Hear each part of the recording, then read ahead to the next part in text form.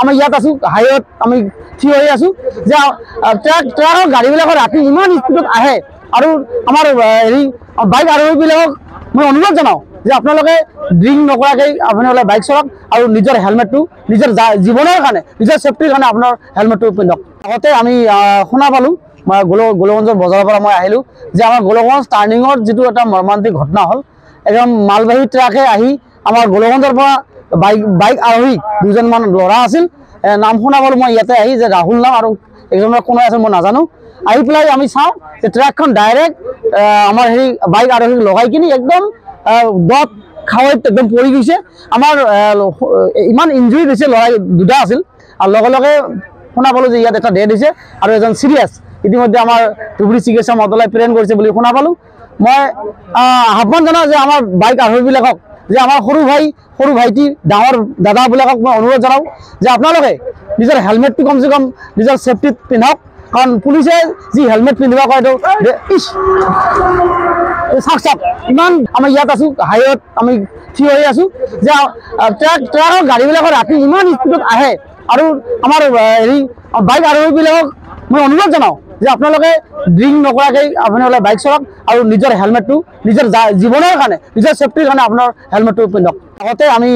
শুনা পালোঁ মই গোলগঞ্জৰ বজাৰৰ পৰা মই আহিলোঁ যে আমাৰ গোলগঞ্জ টাৰ্ণিঙৰ যিটো এটা মৰ্মান্তিক ঘটনা হ'ল একদম মালবাহী ট্ৰাকে আহি আমাৰ গোলগঞ্জৰ পৰা বাইক আৰোহী দুজনমান ল'ৰা আছিল নাম শুনা পালোঁ মই ইয়াতে আহি যে ৰাহুল নাম আৰু এজনৰ কোনো আছে মই নাজানো আহি পেলাই আমি চাওঁ যে ট্ৰাকখন ডাইৰেক্ট আমাৰ হেৰি বাইক আৰোহীক লগাই কিনি একদম দত খাৱৈত একদম পৰি গৈছে আমাৰ ইমান ইঞ্জুৰি দিছে ল'ৰা দুটা আছিল আৰু লগে লগে শুনা পালোঁ যে ইয়াত এটা ডেথ হৈছে আৰু এজন চিৰিয়াছ ইতিমধ্যে আমাৰ ধুবুৰী চিকিৎসা মহাবিদ্যালয় প্ৰেৰণ কৰিছে বুলি শুনা পালোঁ। মই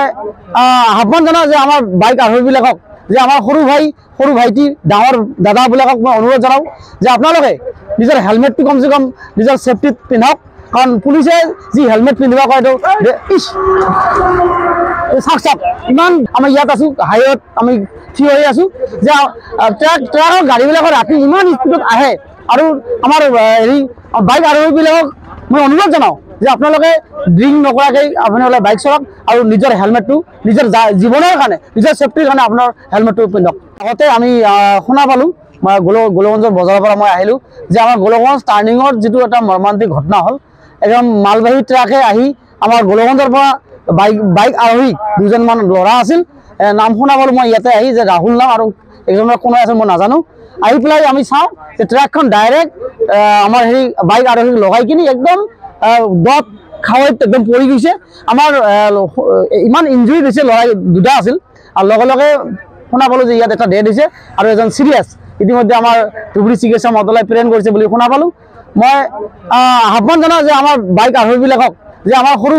সৰু ভাইটি ডাঙৰ দাদাবিলাকক মই অনুৰোধ জনাওঁ যে আপোনালোকে নিজৰ হেলমেটটো কমচে কম নিজৰ ছেফটিত পিন্ধক কাৰণ পুলিচে যি হেলমেট পিন্ধিব কয় চাওক ইমান যিকোনো খবৰৰ বাবে যোগাযোগ কৰক 7099017330 লগতে 7099017110 নম্বৰত।